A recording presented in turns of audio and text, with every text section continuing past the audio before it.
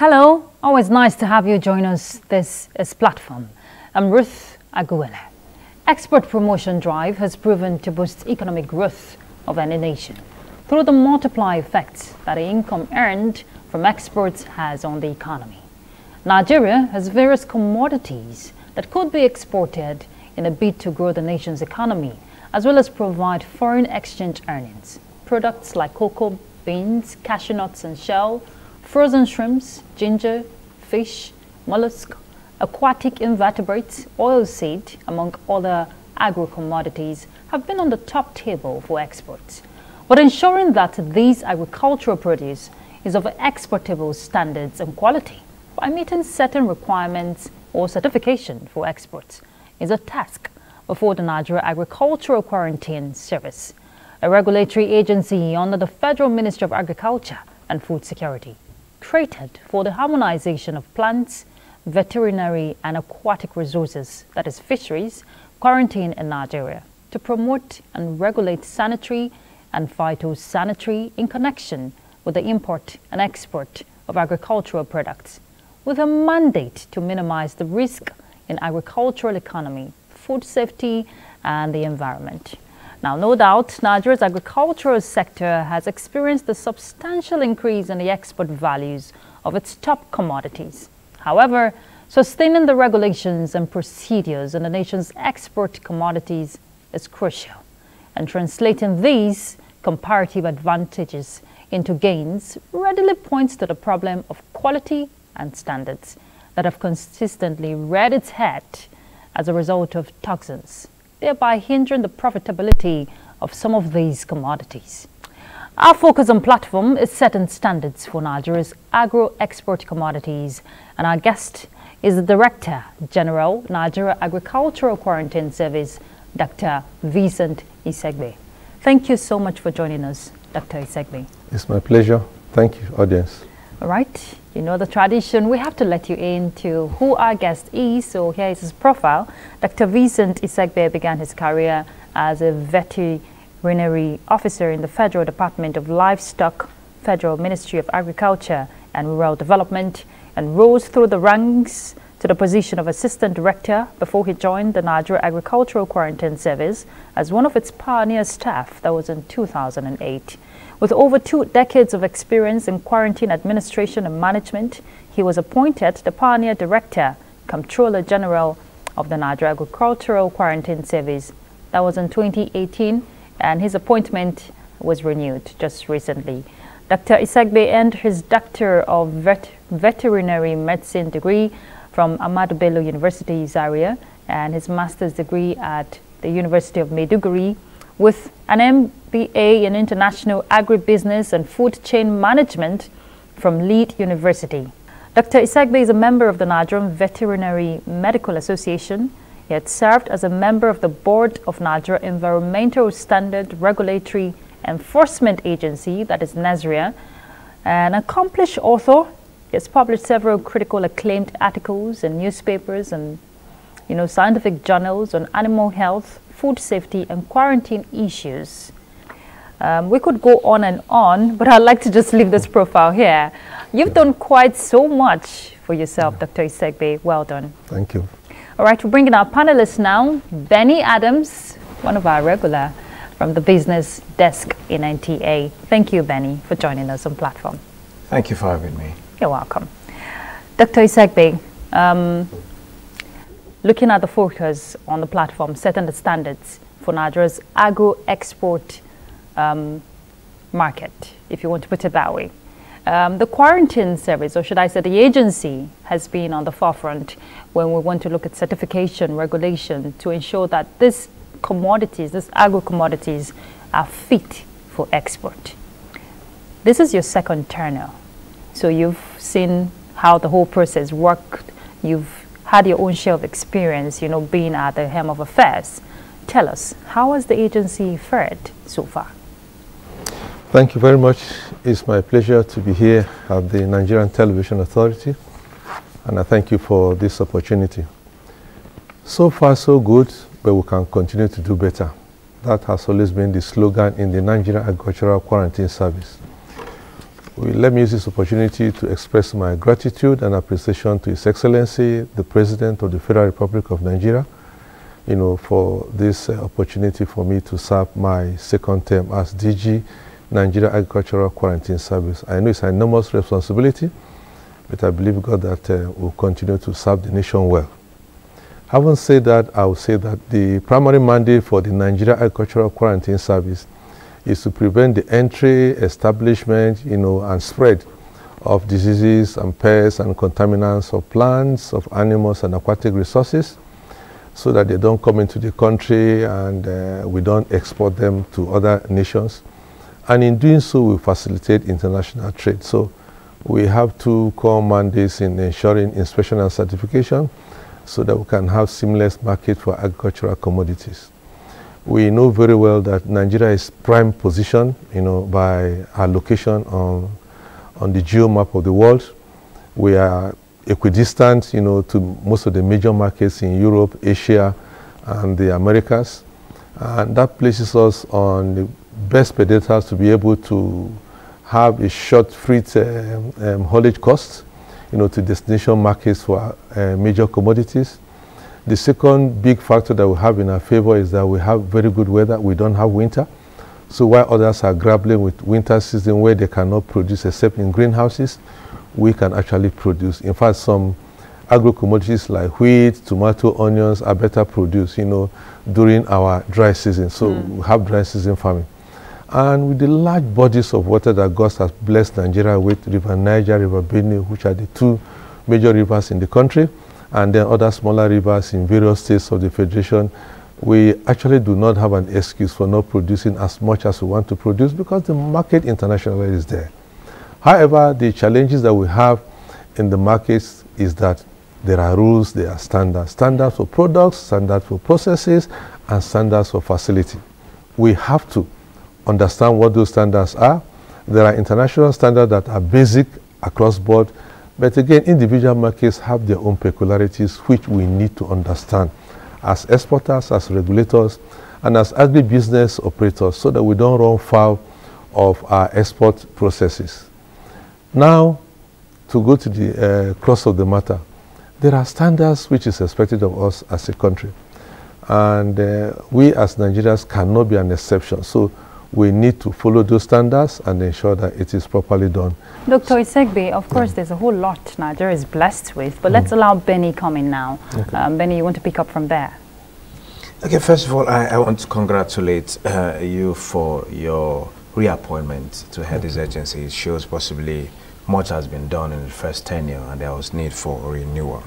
Looking at your core mandates, talking about inspections, while you mentioned you were calling out those commodities, the 30 of them, and the vegetables, it's quite excited because Nigerians have a large appetite for variety of food.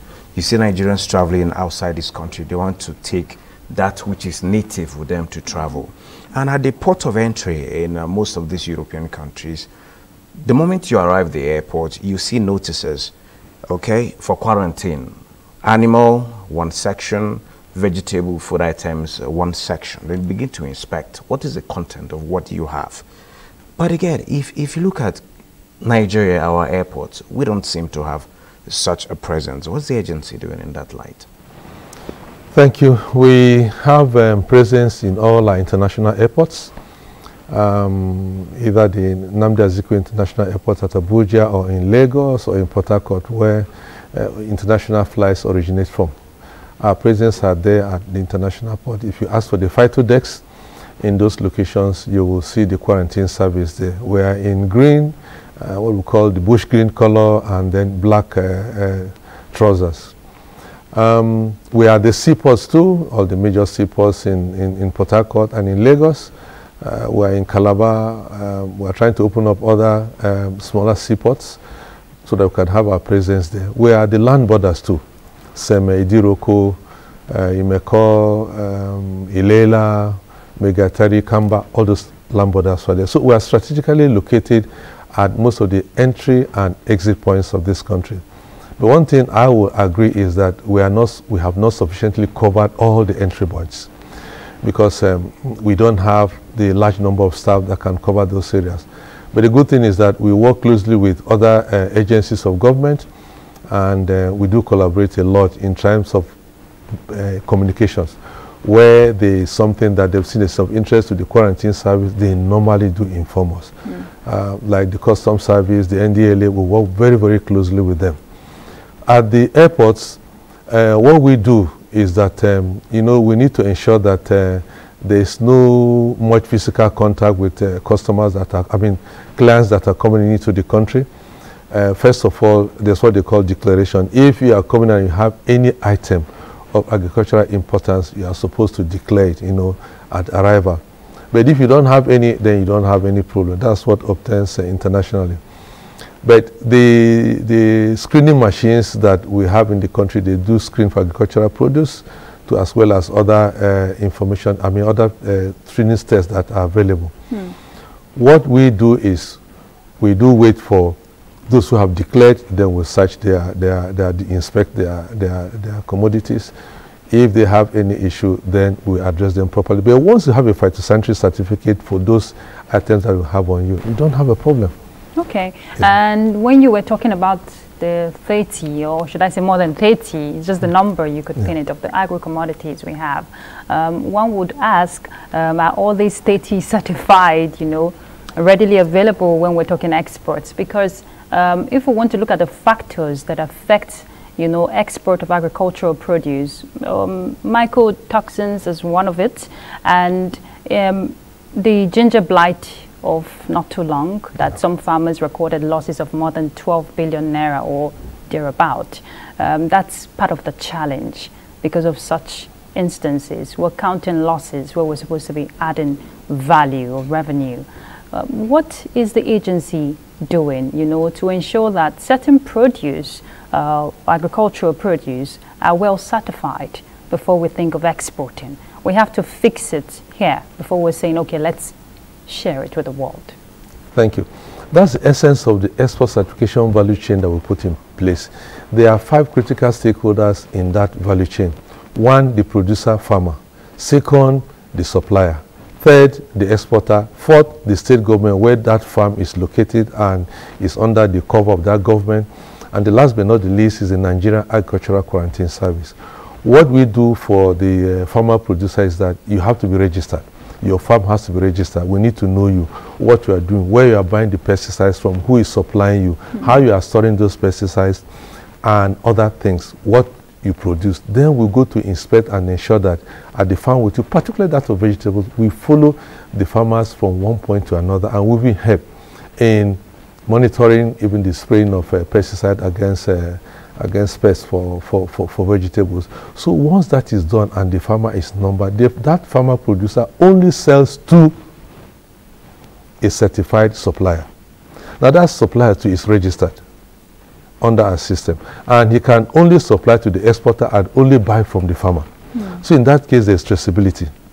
Now the exporter who wants to export the agricultural commodity will only buy from the certified supplier. And then the supplier will now tell him, I bought from Abdullahi or from Okonkwo or from Ade, and this is the location of his farm, this is the pesticide he applied. In fact, there's a whole history that he has to supply the exporter. Now the exporter, on bringing his commodity for certification, will now tell us exactly who he bought those things from. So if there are issues, we can trace and find out from which farm that commodity came from. The challenge we are having is people infiltrating and people trying to break the system. Sometimes export can be so large or the demand can be so much that there are people that infringe on those protocols because they have an order for maybe 10,000 metric tons or 5 metric tons or 3 metric tons, depending on the commodity, and they have to supply by all means. The other challenge that we have is the issue of concealment. Quarantine have examined all the commodities, and then somebody feels like he needs to either add ogi, this wet paste of maize, the one they call pap, or he wants to put Maggi cubes somewhere, or he wants to add some other product over what we have inspected and certified, and that thing is not listed on the phytosanitary certificate. That automatically invalidates that certification. And once it goes to country of, destination for export, the whole consignment, including that is concealed, will now be rejected. We've had series of that. Other people too, for one reason or the other, they feel, why do they have to go through quarantine? They can play a smart one and export. And a lot of commodities have been lost in trying to bypass the quarantine service. Remember the issue of yam some 4 years ago? Yeah. The person did not pass through the quarantine, and the cargo ship that he used, was passing from one port to another. And he confirmed, to one of the news media that he did not pass through the quarantine service. The same thing happened to the issue of the beans. The one that had contamination with diclovos, which is subject of EU concern. After we had tried to ameliorate the situation, again, another consignment of beans bypassed the quarantine overseas. So these are some of the things that we want to overcome. Sorry, Dr. Isegbe, if I'll come in there. If people who are exporters are thinking of bypassing the quarantine service, how are you tackling that? Because you make it sound like it's a burden, that is beyond the capacity of this agency. Is it a burden? Well, it's not beyond the capacity of the agency, but it's the system that we are operating. You remember, there's this government circular that limits the positioning of quarantine. We are supposed to wait until the Nigerian Customs Service invites us, to come and do the inspection and certification. And we've been trying to draw the attention of government to that because it's an impediment to processes. That's actually one of the reasons why the second batch of beans, passed through the seaports and the quarantine service. Was not aware. Yeah, was not aware. And it was only intercepted at the country of destination. But the issue is that whenever such thing happens, we are the ones that bear the brunt. The report comes to us and we have to explain, why, this is happening. And we don't seem too comfortable about that, but we made a presentation to government, and I'm sure that is being looked into so that they can place us. The original idea for doing that, which I agree with the government, was that at that point in 2014, 2015, there were about 13 government agencies at the seaports. You and I will agree that it's too much. Yeah. We are not supposed to have that large number. It's ridiculous to have 13 agencies at one entry point inspecting. We are not at war. And it's not a competition. It's not a competition. The goal is one. So everybody should just do his own mandate, and then we clear the place so that export can be seamless. But my own concern as the DG Nigeria Agricultural Quarantine Service is that there should be selection based on what we do. We do, and it's only the quarantine service that issued the phytosanitary certificate under the International Plant Protection Convention, not any other government agency at all. So if an agency as important as the quarantine service is not placed at where it's supposed to place, and it's the agency that is supposed to issue the phytosanitary certificate, and we don't have easy access to what we are doing, and everybody is saying that, well, Executive Order 001, limits us from being there at the ports unless they call us to come on duty, then it's a big challenge. Because we don't want to go to international fora and then they say, hey, you are the DG quarantine, what are you doing? Why are you not here or there? So I think it's something that this present administration is looking into, and we believe they will solve it for us. Okay, yeah. 13 agencies at the airport, all for inspections. Yes, some of those numbers have reduced over time because of observations and complaints. And again, we will get to understand at this point, where is the place of synergy in all of this? Because the quarantine service cannot do it all alone, from the point of cultivation of some of these agro products to what pesticides should be used at what particular point in time, how harmful that is to human beings, to the point of processing, to the point of, if value is even added, to the point of adding value, what should go in there, what shouldn't go in there, to the point of certification. And like you've mentioned earlier on, yes, there are general phytosanitary standards that need to be met, but again, there are countries that have particular specifications that should be met. Where is the place of enlightenment for all of those involved to get to know what product you take into social location, what is expected of you, to kind of minimize the number of losses that Nigeria is recording? Thank you. I think you've asked about 3 questions already. Yes, in one. Pardon me for that. So we'll try to see how we can answer all the 3 questions at the same time. Yes. One, we are not competing, or no agency should compete with one another. We have all our mandates. All we do by that inspection and certification is limited to the commodities that are meant for export. Whatever is not meant for export, you know, the largest state ministry of agriculture or the other departments in the Federal Ministry of Agriculture, they handle that. But any produce or any product, any facility, any process that is meant or involved in export and import, that falls under the mandate of the quarantine service. So that is my answer to the first question. The other issues you raise is that, of course, yes, there are issues involved in the inspection and certification of those commodities. We cannot be everywhere all the time, like we all agree. And I say too that we work in partnership with the customs, the NTA and other government agencies. If we are not there and they see anything, they draw attention to it. You are witnesses to the fact that customs intercept some consignments and they hand it over to the quarantine service. They've handed over parrots of recent to us in the last 2 months, you know, at Semi-Border. And we've been cooperating. The CG Customs and all the operatives have been doing well in terms of that.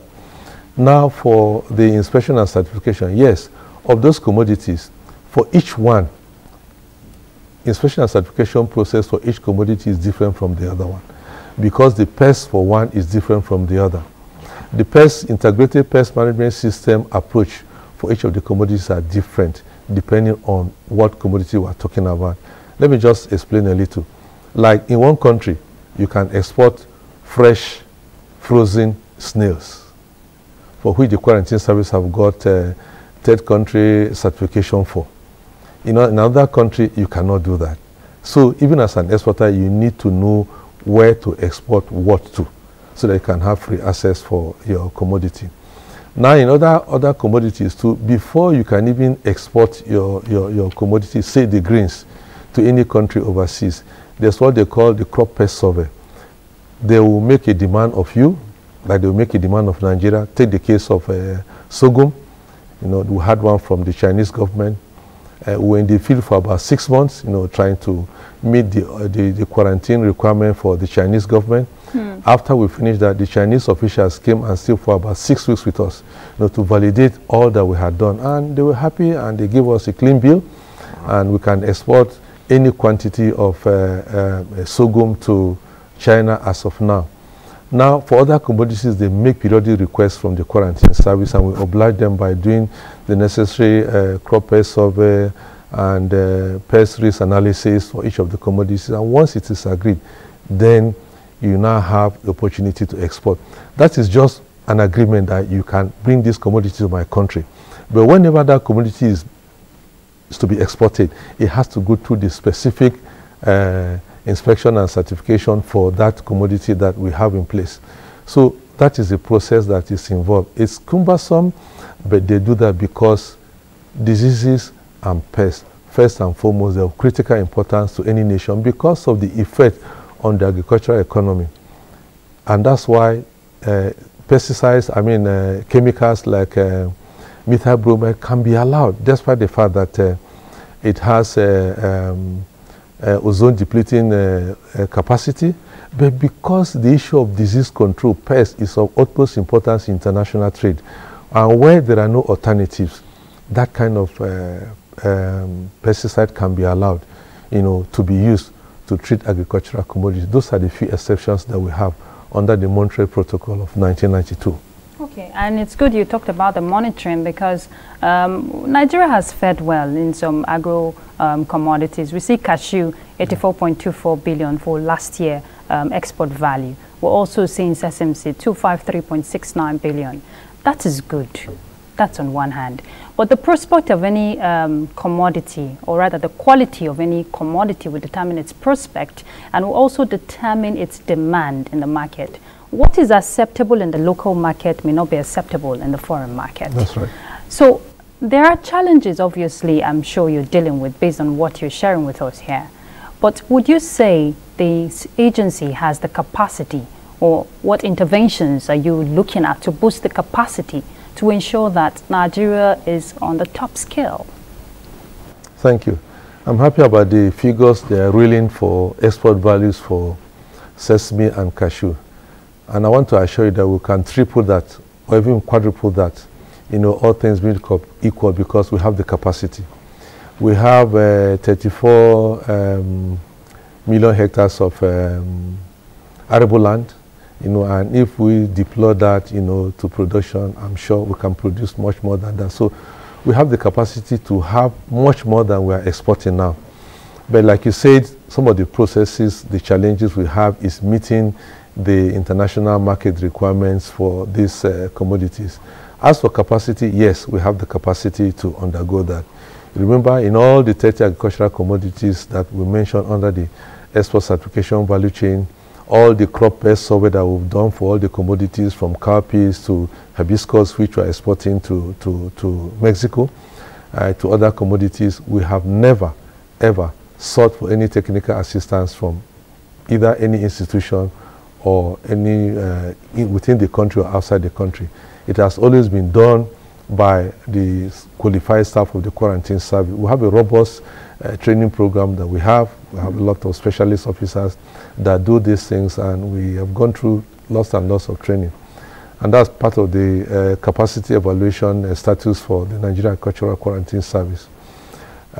With time, we've been going to a point whereby the entry point for an officer to enter quarantine service may have to be master's degree, because half of us officers all have master's degrees, and we're doing well in those specific areas, So we have the capacity.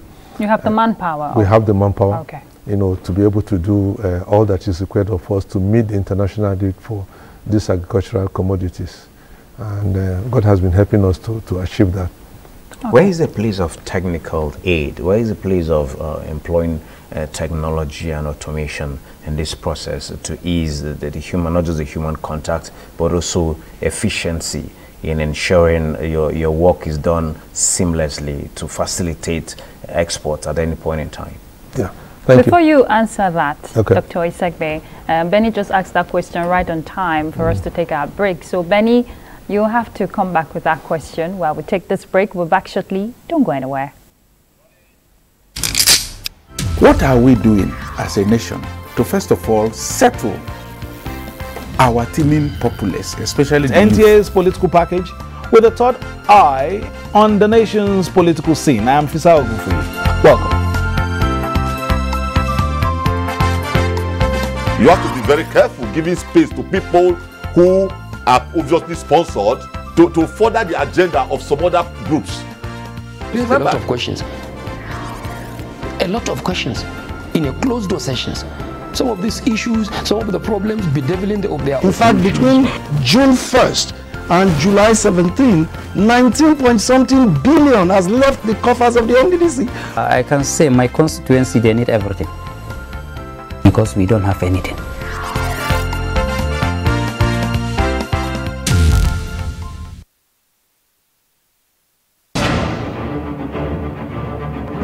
A method for digital literacy is a bot that you can use, you can interact to learn more about digital literacy. Hello, it's our pleasure to have you join us on platform. I'm Ruth Aguwele.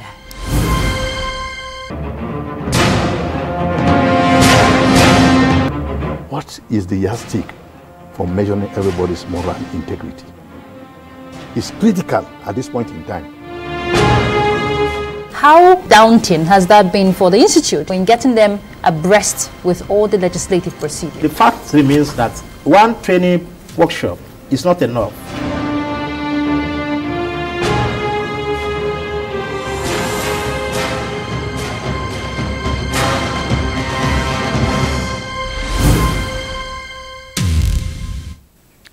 Right, thank you for being there. The conversation is setting standards for Nigeria's agro-export commodities. Benny, you asked a question, Dr. Isegbe, you were going to respond. Do you want him to rephrase or you just speak up? Let me just Okay, just rephrase, Benny.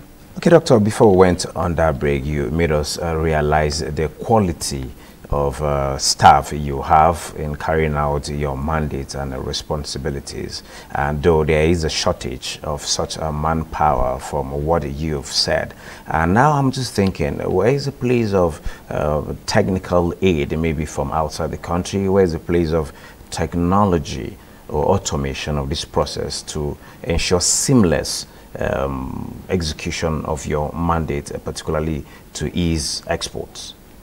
Thank you.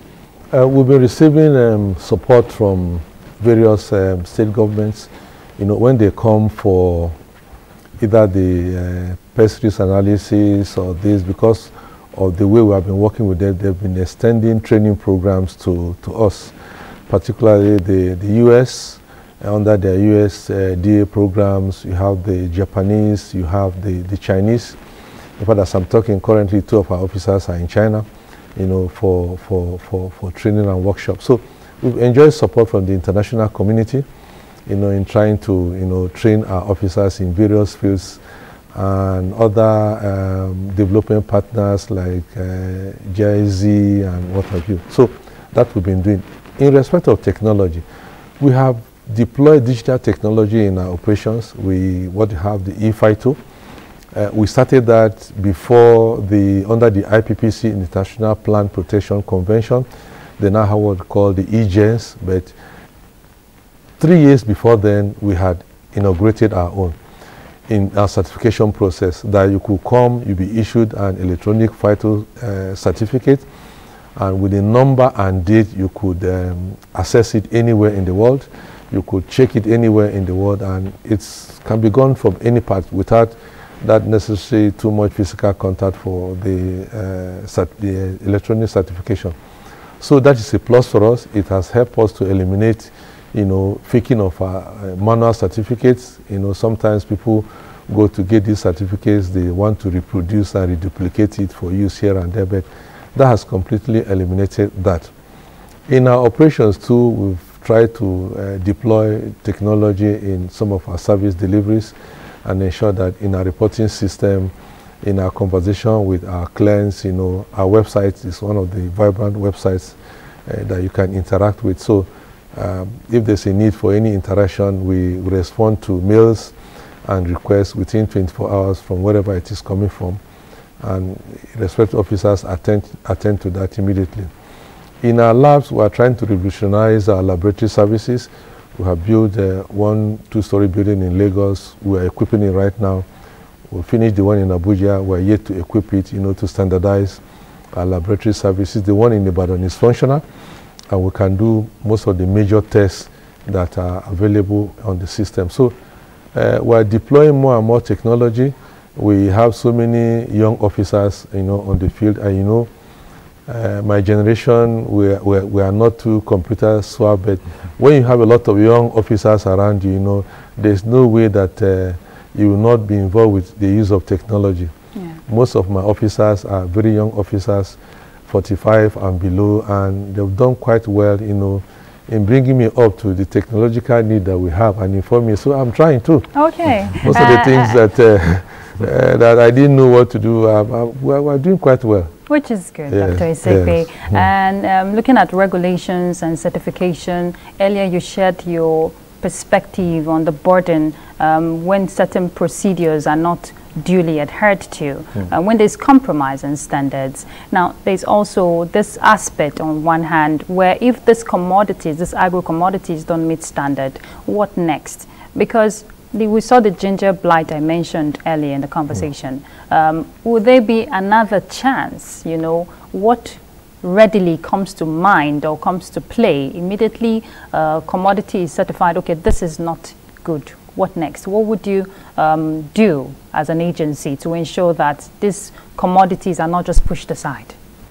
Okay, 2 questions. One, the ginger blight. Okay. The ginger blight issue, the quarantine service was one of the first government agencies that responded, were the first responders to the issue. We sent a group of scientists there. They met with the farmers, investigated this. In fact, we went on 3 trips, 1, 2, 3, to evaluate the situation. And for the ginger scenario, It has to do with, one, the pest management, you have to do with soil management, and has to do with seedling replacement. Okay. Because those are the things that we need to do, you know, for the farmer to come back to business. It's our responsibility to ensure that that is tackled, and, you know, new seeds, where they can get the new seeds, we let them know where they can get the new seeds, and if we can help them, support them to get the new seeds, it's part of our responsibility to support farmers. As part of our corporate social responsibility, you know, to reach out to farmers and bring them out, because once they produce, we will not have something to export. So we do that. Is there advocacy going on at that level?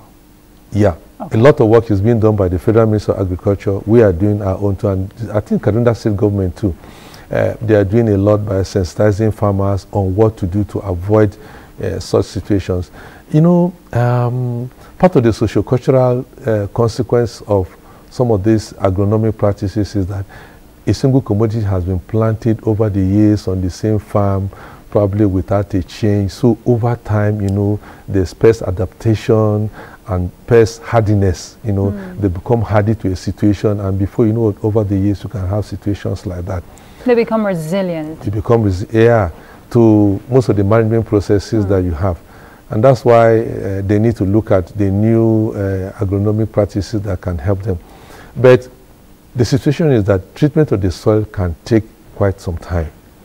So one of the strategies is to see how they can relocate from that area to another farm while they do cropping of a new commodity on that, to give room for that pest eventually for treatment, you know, to die off, and then for new cropping to come back. So those are management situations that the Federal Ministry of Agriculture and the State Ministry of Agriculture know very well. We have agronomists that are handling that.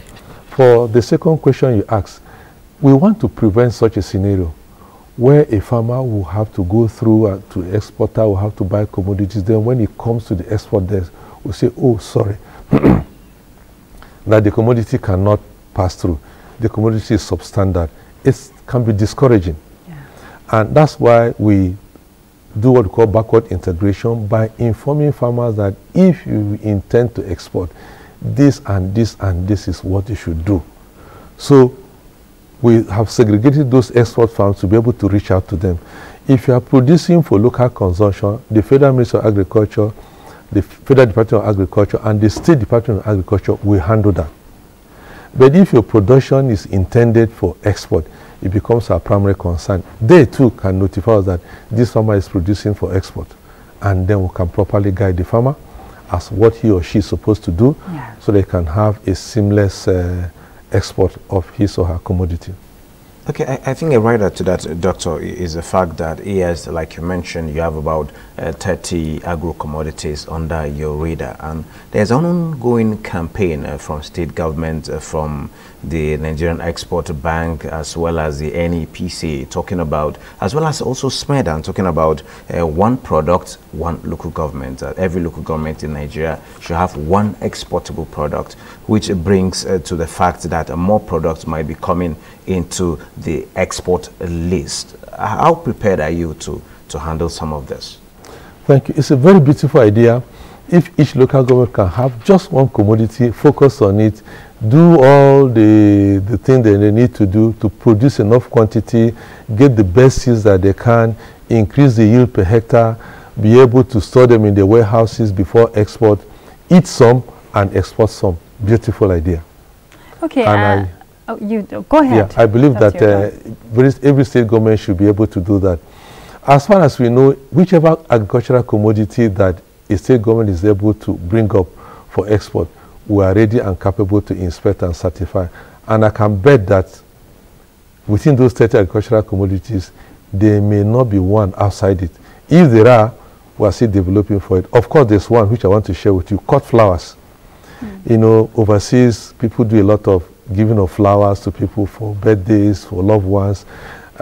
It's supposed to be the 31st commodity, which we have not yet done. So any country, any state that want to do cut flowers for export, we already have the capacity to do that. So we are willing. If you bring a new commodity, we'll quickly design the export certification value chain for it, and then it will fall within our scope of export. When I was going through your profile, you promoted innovation for the breeding and ranching. We know we've been talking about crops. Let's look at animal, the other side of it. And you promoted the innovation for breeding and ranching of the program to sustain donkey hide export. Can you tell us about the prospects in that regard? Thank you. We've been talking more of plant products and what have you. In the export certification value chain, we have honey, we have snails, we have other mollusks, we have cow horns and hoofs. You know, we have milk and milk products. So all those ones fall under the export certification value chain for animal and animal products, and of course the donkey skin, not donkey hide. Donkey hide, the quarantine service in 2017 approached the National Council on Agriculture to inform the council that donkeys are going extinct and we need to classify it as an endangered species. And the council accepted. And what the council accepted was that they should rather do breeding and ranching to be able to build up the national stock so that we can redeem the population of donkeys that we have in the country. While we were in school, a lot of families have donkeys. When we go for ambulatory services, donkeys are used to carry water from water ponds, to carry grains from the farm, and to carry other haulages, you know, locally. But you hardly see donkeys in our villages in the north now. It is not too good. A time will come where our children will may not have to see a live donkey, except those that have been taking shots of and they are on TV. And that's what we want to prevent. Now, under the donkey inspection certification value chain, we do breeding and ranching. We ask farmers, or we ask people who intend to do export of donkey hide, look, come, we'll take you through. But we are doing that in conjunction with the agency of government, National Animal Production Research Institute, that has the mandate, the national mandate for donkey production.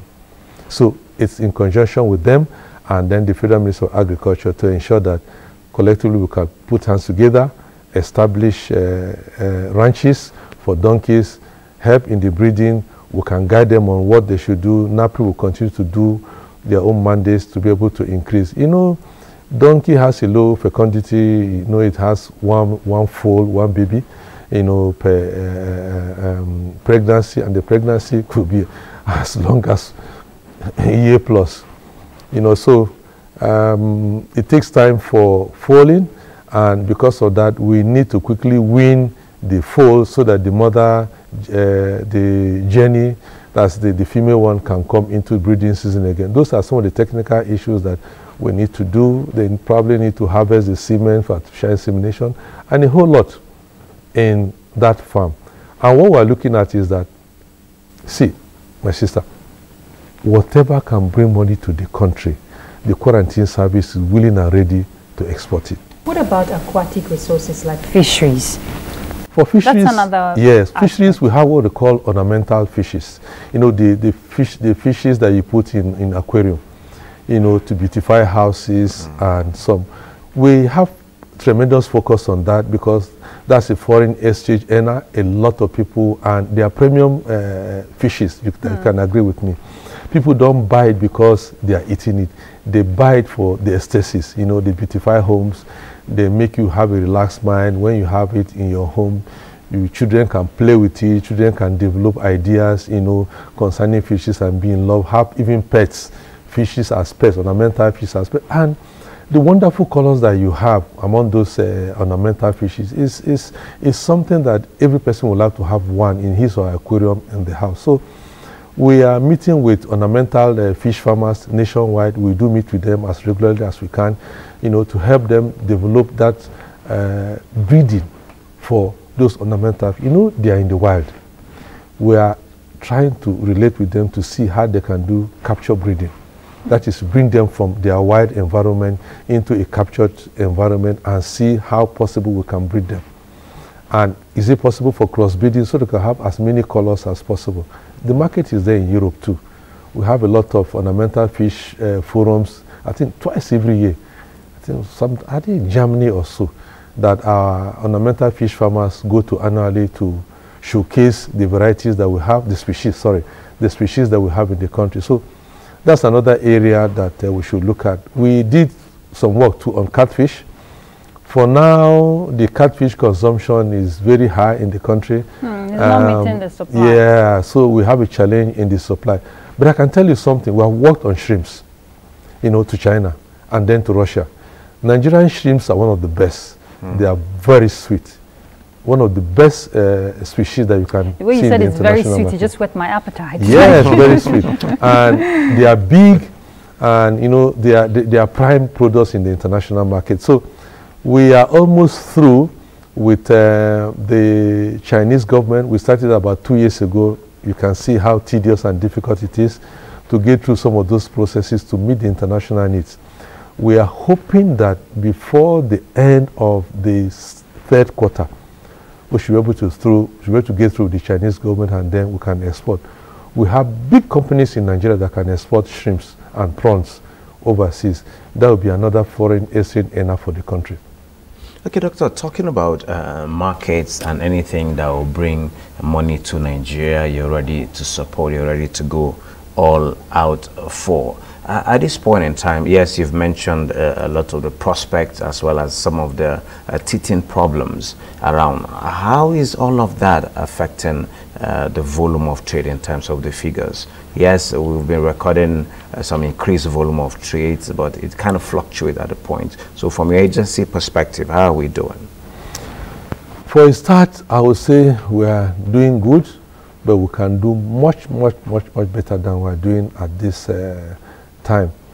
Ruth just reeled out the statistics for the export of sesame and ginger. For cashew. For hibiscus, before we had some issues, we have returned now. We were doing 2,128 containers of hibiscus export, to Mexico. The report I had last 3 weeks was that we had done 1,800, and I think it's good. Soon we'll be able to exceed that number before the close of the season. For the volume of exports, we can actually do more, like I said. All we need to do is to put our acts together, be able to have good quality products, be able to store them well, label them well, process them well, and present them to the international market at the standard at which we want. And I'm sure as long as we begin to have, we're having meetings with stakeholders. The last meeting we had was on the 15th of May with critical export holders. That will help us a lot. But one major challenge which I need to point out at this point in time is that as a country, we are challenged with what we call global certification. It's like what auto process have you put in place to give comfort to our exporters that without Dr. Segbe being there, without quarantine being there, things will work automatically and they will know what to do and present these commodities on the export debt without any supervision, so to say. Now, other countries have gone beyond us. Nigeria were way back. And in 2017, we tried to put that in place, but internal wranglings here and there did not allow us to succeed. Just yesterday... Sorry to hold it, Todd. Is it about not having the right information? Is it about the level of enlightenment not really being upskilled, or there is a deliberate attempt not to follow the processes as it were? Yeah, that's what I was going to explain. Just yesterday... In summary, if you want to just conclude your thoughts, just because you were already sharing your vision from what you were saying, so just tell us the prospect for agro export commodities in summary. So what we should actually do is to make sure we have those certifications in place. That is to say, for the product, for the process, and for the facility. It should be standard. And for now, Nigeria does not have any global gap certifications for any process, product, or facility. We've been on it since 2017, like I said. The challenge we have is that there's internal wrangling between the critical stakeholders. They've not been able to come together. So that meeting on the 15th of May last year, 2023, was to bring everybody to the table. The minister was supposed to be around to virtually force the stakeholders into signing an SOP to agree that this is what we are going to do to make that process come. And I'll give you statistics. Very briefly, Dr. Sigbe, we have to go. Thank you. Go ahead. So, in Kenya, we have 1,879 certifications. South Africa, 1,797. In Egypt, we have about 655. Ghana, 124. Cameroon, 9. Nigeria, we're battling with probably 1. I don't have the records yet, except from ECOSAT certifications that will have one company in. So what that means to the international community is that we don't have the standards in place. The farmers don't know what to do. The exporter does not know what to do. And because of that, we face more stringent inspection and certification overseas than is supposed to be. Other countries, they hardly face the kind of scrutiny that Nigerian agricultural produce face. So our major challenge is to ensure that this is done properly. The stakeholder will be involved and we'll be able to overcome this. And we can do more exports than we are doing right now. Possibly with more advocacy. Yes, thank you. Okay. Dr. Vincent Isegbe, I share your passion. I can see the passion, you know, coming out from you when you're talking about the quarantine service, all the activities. Well done. Keep up the good work. We'll definitely keep this conversation ongoing because Nigeria is our own. We can only produce and eat what we grow and also share with the rest of the world. Thank you very much. He is the Director General Nigeria Agricultural Quarantine Service. And we want to thank our panelist, Benny Adams from our business desk. Thank you so much, Benny, always on platform. Pleasure. All right, we've been discussing setting the standards for Nigeria's agro-export commodities. Now, building a resilient, efficient and transparent trade ecosystem requires a holistic approach. It requires collective efforts from those concerned. And that's Platform. I'm Ruth Aguilera.